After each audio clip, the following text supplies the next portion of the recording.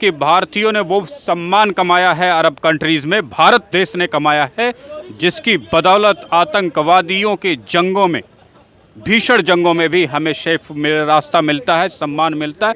हर आतंकवादी के दिलों में भी भारतीयों का सम्मान सर्वोच्च स्थान पर रहता है कि आपके देश में बेसिक समझ भी आपके देश के नेताओं के पास नहीं है, जिसका मुख्य कारण बेरोजगारी। दुनिया का बड़ा देश होने से बड़ा परिवार बड़ी हैसियत बनती है, लेकिन आपके यहाँ गरीबी और बीमारी क्यों की हैसियत क्यों? नमस्कार सर। नमस्कार सर, आपका नाम क्या है? मैं विनय कुमार सिंह। विनय सर, अभी आपने न्यूज़ सुना होगा, लेटेस्ट न्यूज़ है कि कतर में 8 भारतीयों को पकड़ लिया गया है और उनके ऊपर उनको फांसी की सज़ा सुना दी गई है। आपको क्या लगता है, मोदी गवर्नमेंट के होते हुए, जैसे यूक्रेन में जब हुआ था तो मोदी जी ने वहाँ पे अपने सारे भारतीयों को बुला लिया था, तो आपको लगता है कि इस बार भी कुछ ऐसा करके दिखाएंगे? आप निश्चिंत रहिए, भारतीयों ने पूरे अरब देश में जितने भी अरब कंट्रीज़ हैं, सब में एक बेहतरीन मान सम्मान कमाया है। साथ ही भारत के जो रिश्ते हैं, डिप्लोमेसी है, उसका भी लोहा दुनिया मानती है। मैं ये नहीं कह रहा कि हम उन कतर की जुडिशरी को उखाड़ फेंकेंगे या ऐसा कुछ, लेकिन यकीन मानिए आप कि भारतीयों ने जो मान सम्मान अरब कंट्री में कमाया है, आपको अगर विश्वास हो तो चाहे वो इराक में युद्ध हो, चाहे वो लेबनान में युद्ध हो, चाहे सीरिया में युद्ध हो, चाहे अभी लेटेस्ट इजराइल का वार हो, भारत की डिप्लोमेसी का लोहा पूरा विश्व मानता है। जहाँ तक इन 8 लोगों के फांसी की सज़ा की बात है कतर में, तो निश्चित तौर पे हमारे भारत के प्रधानमंत्री, भारत के विदेश मंत्री और साथ में भारतीयों के लाखों की भारतीयों की कमाई गई साख इस बात को सुनिश्चित करती है कि कतर आपके देशवासियों को फांसी की सज़ा नहीं दे पाएगा। सर, अगर बीजेपी सरकार की जगह मान लीजिए कांग्रेस सरकार होती तो क्या वो भी करके दिखा पाती? मैंने आपसे कहा ना कि भारतीयों ने वो सम्मान कमाया है अरब कंट्रीज़ में, भारत देश ने कमाया है, जिसकी बदौलत आतंकवादियों की जंगों में, भीषण जंगों में भी हमें रास्ता मिलता है, सम्मान मिलता है। हर आतंकवादी के दिलों में भी भारतीयों का सम्मान सर्वोच्च स्थान पर रहता है, क्योंकि हमने हमेशा मानवता की सेवा की है। विकट परिस्थितियों में, चाहे वो आतंकवादी हो, चाहे वो नॉर्मल अरबिक कंट्री का कोई व्यक्ति हो, दवा से लेकर के उसके हर ज़रूरत पर भारत ही खड़ा हुआ है। कतर की क्या हैसियत है, हर देश, कतर के भी हमने कई बार मदद की है। उन तमाम मदद, उन तमाम मानवीय सहायताओं और जो हमारी बॉन्डिंग है अरब कंट्रीज़ के साथ, और जो साख भारतीयों ने कमाया है, 125 करोड़ भारतीयों में से जितने भी भारतीय कतर गए, दुबई गए, उन्होंने एक मान सम्मान कमाया राष्ट्रों की इन सेवा करके। साथ ही भारत ने अपनी क्षमता से, हम 100 करोड़ लोग जब दवा भेजते हैं तो वो वहाँ पे कतर में रहने वाले भारतीय नहीं भेजते, हम 100 करोड़ वासियों के सहयोग से जब दवा जाती है कतर में, जब मेडिसिन जाती है कतर में, जब वैक्सीन जाती है अरब कंट्रीज़ में, वो सब के अगर आप पैरामीटर्स देख लें, लेबल्स देख लें, तो ये गारंटी मैं आपको दे सकता हूँ कि कतर, भले ही उसकी कोर्ट ने फांसी की सज़ा सुनाई हो, लेकिन भारत के तमाम प्रयासों, तमाम सेवाओं, तमाम मानवीय मूल्यों के आधार पर मैं कह सकता हूँ कि कतर आपके बच्चों को कभी फांसी नहीं दे पाएगा। नहीं दे पाएगा। सर, अच्छा, एक चीज़ मुझे ये बताइए कि जैसे हम देखते हैं कि जब भी जय श्री राम का नारा लगता है, जैसे ममता बनर्जी हो गई या विपक्ष के लोग हो गए, वो चिढ़ जाते हैं इस बात से। ये कौन सा अपशब्द है या ऐसी कौन सी बात है कि इस बात के लिए इतना चिढ़ जाते हैं? आपने भी सुना होगा। देखिए, भारत की भूमि सनातन की भूमि है, जैनों की भूमि है, बुद्धों की भूमि है, सिखों की भूमि, और इन सब से मिलकर बनता है भारत। आप अगर सनातनियों से नफ़रत करते हैं, जैनों से नफ़रत करते हैं, बुद्धिस्टों से नफ़रत करेंगे, सिखों से नफ़रत करेंगे, तो मोहब्बत करने के लिए क्या वो अरबिक संस्कृति आएगी या यूरोप की संस्कृति भारत में आएगी? ये तमाम विपक्षी नेता जब सनातन संस्कृति के विकास की बात आती, 4 लाख मठों मंदिरों पर तो यही सरकार के लोग कब्जा करके बैठे हैं। अगर उनकी मुक्ति सुनिश्चित नहीं कर सकते, अगर ये सरकार में बैठे तमाम लोग जय श्री राम के नारे क्यों नहीं लगाते? जब तुम सरकारी मंदिर को अपने नियंत्रण में लेके चला सकते हो, पूजा पाठ के लिए मंदिर में पंडित अपॉइंट कर सकते हो, सब कुछ तुम सनातन संस्कृति का करते हो, खाली जय श्री राम से नफरत है? तमाम उन पार्टियों और नेताओं से कहूँगा, अगर तुम्हें इतनी ही नफरत है तो भारत के 4 लाख मठों मंदिरों पर सरकारी नियंत्रण तुरंत खत्म करो। जय श्री राम बोलने की तुम्हें ज़रूरत नहीं पड़ेगी, और जब तक तुमने नियंत्रण कर रखा है, तुम्हारा बाप भी जय श्री राम बोलेगा, चाहे तुम भी किसी पार्टी के MP हो, MLA हो, चीफ मिनिस्टर हो। कोई रोक नहीं पाएगा तुम्हें बोलने से, और तुम्हें बोलना पड़ेगा, सुबह शाम 4 टाइम बोलना पड़ेगा, क्योंकि तुमने हमारे मठों मंदिरों पर सरकारी नियंत्रण स्थापित करके वहाँ पुजारी पूजा कैसे होगी सब कुछ तुम निर्धारित कर रहे हो। तो जय श्री राम बोलने का हम नहीं निर्धारित करेंगे, हम भी निर्धारित करेंगे कि हर MP MLA को जय श्री राम बोलना पड़ेगा, क्योंकि 4 लाख मठों मंदिरों पर सरकारी नियंत्रण है। तो कौन सा MP, कौन सा MLA, कौन सा ब्यूरोक्रेट है जो बोलेगा नहीं?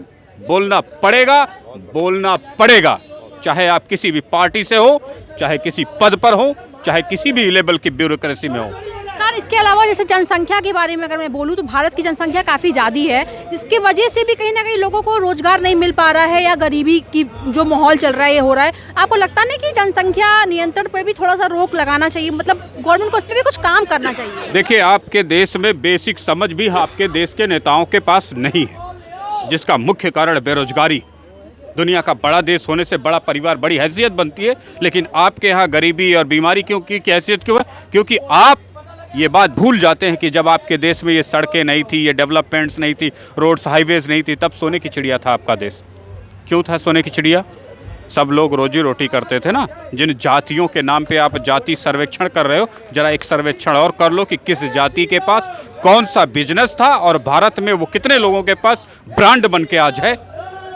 लेदर का काम क्या दुनिया ने छोड़ दिया है या भारत ने छोड़ दिया है? कर रहे हैं ना लोग, लेदर का काम, चमड़े का काम कर रहे हैं ना, लेकिन भारतीयों के पास लेदर के कितने ब्रांड हैं मुझे बताइए।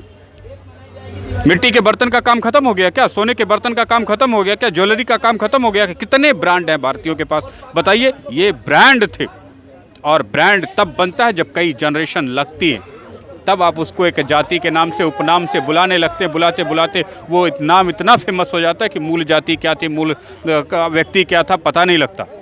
तो हमारे देश की बेसिक संरचना का अगर हमारे नेताओं को ज्ञान होता, समझ होती, तो आज हम वर्ल्ड के फिर से एक बार ताकतवर राष्ट्र के रूप में स्थापित हो गए होते अब तक, लेकिन नहीं हो पाए। तो इसका मुख्य कारण हमारा गांव 6 लाख गांव से बना है। 6 लाख गांव, 6 लाख गांव में एक गांव आप नहीं बता सकती जो एक जाति से बना हो। हर गांव 2 किलोमीटर के लगभग दायरे का बना है, और हर गांव में 10 जाति के लोग रहते हैं। 10 के पास अपना बिजनेस, अपना ट्रेड, अपनी सर्विसेज है। कोई किसी के पास खेत है तो कोई जोतने बोने वाला है, कोई उगाने वाला है, कोई बीज छींटने वाला है, किसी के पास मिट्टी के बर्तन का कारोबार है, किसी के कोई धोबी है। क्या धोबी का काम खत्म हो गया? शहरों से लेके गांव तक हो रहा है ना, चल रहा है ना। तो वर्ल्ड फेमस धोबी आपके देश में क्यों नहीं है? वर्ल्ड फेमस मिट्टी के बर्तन बनाने वाला क्यों नहीं है? वर्ल्ड फेमस ज्वेलरी वाला क्यों नहीं? वर्ल्ड फेमस चमड़े का उद्योग क्यों नहीं आपके पास? वर्ल्ड फेमस लकड़ी का बिजनेस क्यों नहीं आपके पास? वर्ल्ड फेमस क्या हमारे पुराने ज़माने में था जब सोने की चिड़िया था हमारा? यही था कि घर घर में, परिवार में एक बिजनेस था, उसका ट्रेडिशनल बिजनेस होने के नाते वो एक ब्रांड बन के चलता था। ज़रूरत थी आज़ादी के बाद हम अपने देश में ज्वेलरी के विश्वविद्यालय खोलते, लकड़ी के विश्वविद्यालय खोलते, यादों का जो घी और दूध का बिजनेस था उसके विश्वविद्यालय खोलते, लोहारों का लोहार विश्वविद्यालय खोलते, और अपने देश के युवाओं को एक से बढ़ के एक टेक्नोलॉजी देते, और वो रोजगार देती, वो व्यापार देती, वो आपके साथ ब्रांड कनेक्ट करती, वो दुनिया भर में आप बेहतरीन टूल्स, टेक्निक, टेक्नोलॉजी, प्रोडक्ट्स की एक्सपोर्ट कर रहे होते। लेकिन वो नहीं दिया हमने दे दी आर्ट एंड कॉमर्स। आर्ट पढ़ा के अपने बच्चों को कितनी रोजी रोटी आप देंगे बताइए ना। देश के 80% बच्चे आर्ट साइंस से ग्रेजुएशन ले रहे हैं। आर्ट से कौन सा रोजगार पैदा कर लेंगे आप मुझे बताइए? कौन सी प्रोडक्ट डेवलप कर लेंगे? कौन सी सर्विसेज जनरेट कर लेंगे?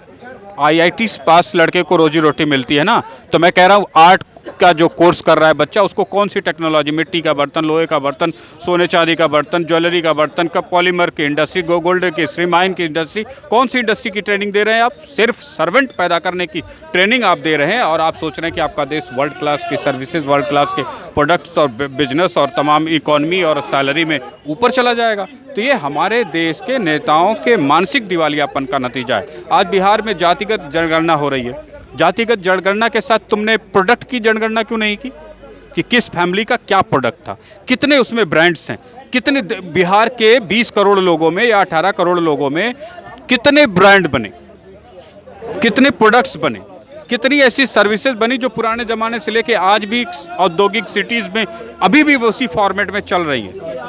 नहीं आपने सर्वे किया ना, आप सिर्फ वोट बैंक की पॉलिटिक्स करते चलते गए, मारते चले गए अपने परिवारों को, समाज को, देश को, राज्य को, लेकिन आपने उस पॉइंट को छोड़ दिया। जो आपके राज्य की इकॉनमी की बैकबोन बन सकता था। यदि आपने सर्वे किया तो आपको ये भी सर्वे करना चाहिए था किस टेक्नोलॉजी पर काम करता है ये व्यक्ति। वो लोहार क्या है, मॉडर्न इंजीनियर ही तो है, लोहे की इंडस्ट्री ही तो है उसकी।